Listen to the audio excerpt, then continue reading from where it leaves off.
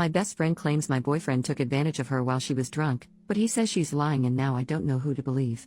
So I, 31F, have been best friends with Lily, 32F, since 2010. We were college roommates and then after we graduated we still lived together, up until I moved in with my boyfriend Nate, 34M, in 2019. One thing about Lily is that she's always had a drinking problem for as long as I've known her, and she's done stuff while drunk that has sometimes caused problems in our friendship. She tries to stay sober, but every few years something will happen to make her start drinking again, which is what happened earlier this summer. So last Saturday Lily called me because she was drunk somewhere and needed a ride home. I couldn't go pick her up because I had the flu and I was on cold medicine, so Nate went to get her instead. A couple of days after that I started noticing that Nate was being weird with his phone. Normally he leaves it out on the coffee table if we're watching TV or whatever, but he started putting it face down so I couldn't see what notifications he was getting. My first thought was that he was trying to plan a surprise, and because of the timing I thought that maybe Lily was helping him. Yesterday I saw Lily and I told her that Nate was being sneaky all of a sudden and asked her if he said anything about maybe proposing soon. She asked me if I looked through his phone and I said no. Lily started crying and told me that she and Nate hooked up in his car the night that he came to pick her up. Her excuse was that she was really drunk and didn't fully know what she was doing. She said she'd been texting him since, telling him that he needed to tell me what happened or else she was going to. I asked Lily to show me the texts, but they were all in Signal, which deletes messages after a day, so all I could see was that she and Nate had a chat thread but nothing that they said. I told her to text Nate in front of me so I could see what he said, and she did, but we got no read receipt and so no response at all, so it didn't prove anything. I asked Lily if she was sure she wasn't so drunk that she maybe imagined it or thought a dream was real, and she absolutely lost her cool on me and said that she knows that she's horrible when she drinks but that she's not freaking delusional and she doesn't make crap up. She said that I could believe her or not and it's my choice, but she was telling me the truth. I said I needed to go home and talk to Nate. So when I got home I confronted Nate with what Lily had said, and he acted shocked and denied that anything like that had happened at all and said he didn't know why she'd think so or say so. He said that he had just given Lily a ride home and the only thing that happened was that they talked about how he and I had been together for a long time and how we should get married already. He admitted they were talking on Signal the next couple of days, but he said that it was about exactly what I thought, that he was asking her about engagement rings and what kind of proposal I would want. Nate replied to Lily's message from before asking her if she made up a story about them hooking up to not ruin the surprise about his proposal, and she texted him back that there was no proposal and to stop playing dumb. So then Nate called her pretending like I wasn't in the room and told her that she needed to stop whatever she was trying to do because we were on the verge of breaking up and he'd rather just have the surprise be ruined, but Lily just kept telling Nate to stop lying until he got angry and hung up on her. I really didn't know what to think and I still don't. Right now Nate is really upset and not really talking to me much. He says that it's bad enough that Lily acted insane and ruined his plan to propose, but it's even worse that I believed her lies even a little and would think that he would ever cheat on me.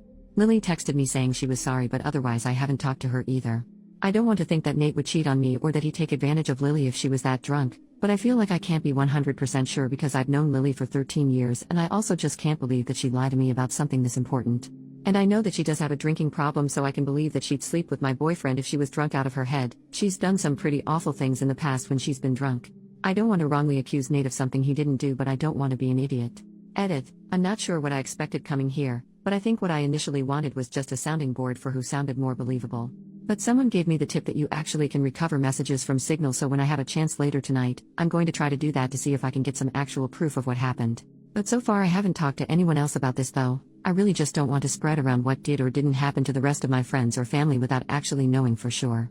Relevant comments. What else has Lily done to you while drunk? OP, so in the past when she's been drunk, Lily's blacked out and started fights with me or other people. She'll say really out of line insulting things. She's kicked people out of our apartment because she didn't remember inviting them in. She's accused me of stealing clothes from her because I was wearing an outfit that looked like something that she also owned. That kind of thing. She's never hooked up with anyone that I was dating, but she's definitely hooked up with guys that she knew I was interested in.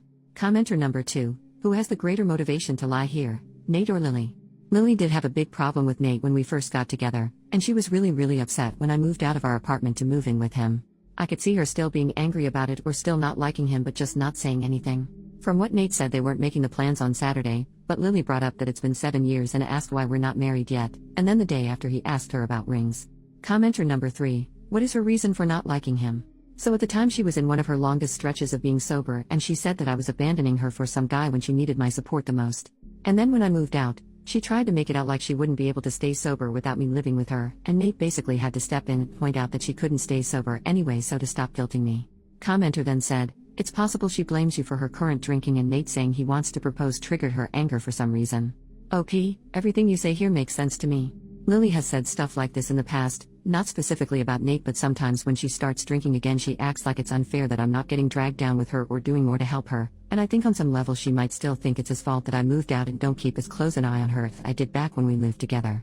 I don't know if she'd really go as far as to lie about something like this just for that reason. I really hope she wouldn't, but I could completely believe that she feels like this.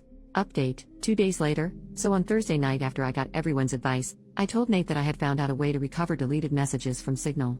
He immediately took out his phone and opened the app and asked me to show him how to do it, so I already thought that must mean he was telling me the truth because he didn't panic or hesitate at all. Which was good, because when I tried to download Signal on my old phone, it turned out that it's too old to support the current version of the app, so it wouldn't work. Nate then asked me if we were going to have to go out and buy a new phone for me to believe that he was telling me the truth, and he said that he was willing to do it if that's what it would take. I told Nate it wasn't that I didn't believe him, I just wanted to have some proof because I just couldn't understand why Lily would lie about it. Nate said that she would lie about it because she's a freaking crazy drunk bitch and there's literally no way for a non-crazy person to understand why she would do anything, and once the messages proved that he didn't ever want me talking to her again. Then he said to get up because if we were going to go to the Verizon store we had to get there before it closed. By then I completely believed Nate anyway, so I told him we didn't have to go anywhere or get a new phone and that I believed him, and I knew he didn't cheat on me and that he would never do that. Nate said that he would hope I know that and that he didn't understand why I didn't take his word for it in the first place. I started trying to explain why I didn't want to just immediately dismiss what Lily had said happened, but Nate said that he really couldn't listen to that right now. I said that was fair and agreed that I would cut Lily off, but that first I wanted to try to get her to admit that nothing happened. Nate said fine, but to call her with my phone on speaker because he thought he also deserved to hear her admit that she was lying. So I called Lily and I said the same thing to her that I said to Nate, that I figured out how to recover deleted messages on Signal. She asked me why I would need to do that, so that was when I knew for sure that she was definitely making it up and not just confused somehow. I said it was because I wanted to have proof of what she and Nate talked about. Lily asked me if I saw their messages, so I lied and said yes. After that Lily just went silent until finally I asked her if she was going to say anything. Then she asked me if that meant that we were engaged now. So then I really just lost it on her and screamed at her asking her if she was serious and what the hell was wrong with her, and how could that possibly be all that she had to say. Lily started screaming back telling me to calm down and about how obviously I never believed her anyway because it's not like we broke up over it. I was crying by that point and because of that I couldn't really say anything else, so then Nate told Lily to go screw herself and to never ever contact either one of us ever again and hung up on her. A minute later Lily sent me a completely unhinged text that I'm quoting here verbatim. "Courtney, you are supposed to be my friend for life. You are supposed to be there for me. You are supposed to be my person. But then you meet Nate and now you only care about Nate. Everything is about Nate. Tell me why Nate comes to pick me up when I call you? I called you, not your precious Nate. I only want you to see how messed up this is, but do you? No, of course you don't. Of course you choose Nate over me like you always do and like you always will. You pretend to care about me but I can see you don't care. It is pathetic, Courtney. You are a pathetic woman who would choose a man over a friend. But since you can't say it yourself I will. Since you have to have your sweet perfect little baby Nate do it for you I will. Goodbye, Courtney. Is that what you want? Goodbye forever. I hope you freaking got what you freaking want." There were the 3 dots after that showing she was still typing more, but I blocked her before she sent it. I don't care about anything else that she has to say. I'm sure it's all just going to be more bull crap about why this is my fault or justifications about why what she did wasn't that bad and I should forgive her.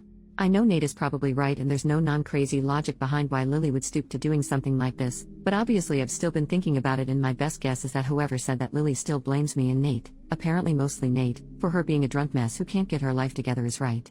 It seems like she somehow thought that if she said she hooked up with Nate, I'd break up with him but still want to be friends with her, and then everything would magically be fixed. As far as stuff with Nate, I asked him if he thought he could ever forgive me for doubting him and he said that since I came to my senses, and I cut Lily off he guesses we can try to put it behind us. I don't think he's still going to propose anytime soon. After this I probably wouldn't if I was him. And from what Nate said he didn't actually do any planning yet other than asking Lily about rings and if I think a public proposal was tacky or not. All he was doing so far was trying to get ideas without me knowing he was talking to her about it. So just based on that I think probably it's not going to happen for a while if it still does at all. Also thanks to everyone for the advice and support. I know I didn't respond to many comments but I really did appreciate everyone who cared enough to want to help. New update, 1 year later. I haven't logged into this account for about a year, but I got a few messages asking for an update so here it is. I'll keep it as short as I can. Unfortunately I have nothing good to report. It turned out that whatever was going on with Lily that caused her to make false accusations about Nate was the beginning of some kind of a psychotic break. After I blocked her she made a whole bunch of fake accounts and started sending me completely unhinged crap about how I ruined her life and threatening to get revenge on me and Nate. This went on for literally months with her sending me dozens of messages a day. I found out from other friends that she was making multiple posts on Facebook every day that were semi-coherent rants about how much she hated me and how I was evil and ruined her life intentionally. I tried to talk to the police 2 different times to get a restraining order because I was afraid that Lily was going to show up at our apartment and attack me or Nate. I literally even got a front door camera because I was so scared that she was going to hurt us. The police said that because Lily wasn't threatening actual violence, she was just a nuisance and they couldn't do anything. They acted like I was an idiot because it isn't illegal to talk crap on Facebook, and they basically told me to just keep blocking her whenever she made a new account and eventually she'd get bored and move on. Then finally there was an incident where someone broke the windshield of Nate's car while he was parked at his work. I guess it could have just been a random act of vandalism because this wasn't the only car that got windows broken, but at the time I was 100% sure it was Lily, so I went to the police again. Eventually an officer went to talk to Lily, and she said she didn't touch Nate's car, and again I have no proof that she did. But after the police talked to her, Lily got put into a psych ward for a week because apparently her apartment was filthy and she was drunk out of her mind 24/7 and a danger to herself. I have not heard anything from Lily after she left the psych ward. I don't know if she was diagnosed with something or if she's medicated now or what. I found out that she moved in with her dad, who thank God lives in a different state. I look at her social media every so often to make sure she's not posting about me again and that she's nowhere around me. I haven't mentioned Nate much in this update, and that's because we're no longer together. He broke up with me after the windshield incident because he couldn't handle being constantly harassed by Lily, and to be honest I don't think he ever forgave me for not taking his side immediately when everything started. It really hurt, but I can't blame him. I tried to talk to him about fixing things between us after Lily was gone, but he just wasn't interested. And so that's that. Sorry it wasn't a super positive update, but life goes on, I guess.